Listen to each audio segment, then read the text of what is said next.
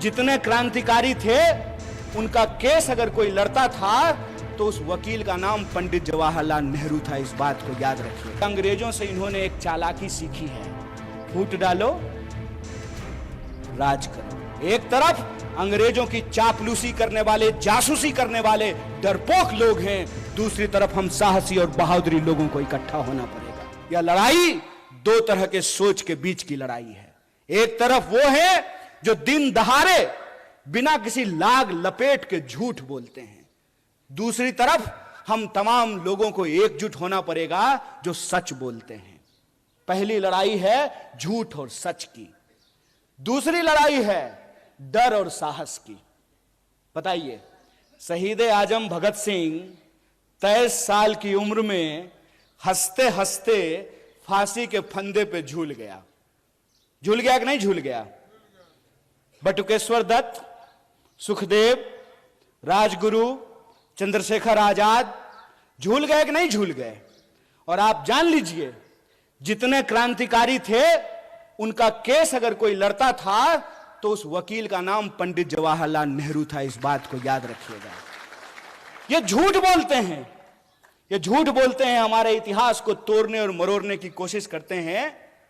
तो जो क्रांतिकारियों की परंपरा है जो वीरता के साथ खड़ी होती है, तो एक तरफ अंग्रेजों से माफी मांगने वाले डरपोक लोग हैं, एक तरफ अंग्रेजों की चापलूसी करने वाले, जासूसी करने वाले डरपोक लोग हैं, दूसरी तरफ हम साहसी और बहादुरी लोगों को इकट्ठा होना पड़ेगा।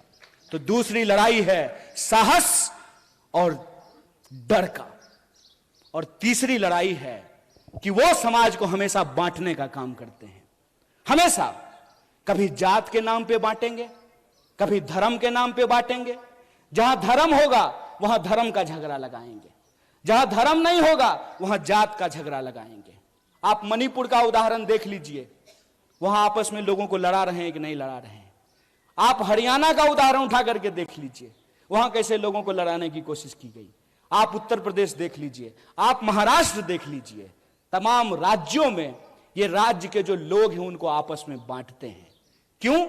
क्योंकि अंग्रेजों से इन्होंने एक चालाकी सीखी है, फूट डालो राज करो। यह लड़ाई दो तरह के सोच के बीच की लड़ाई है।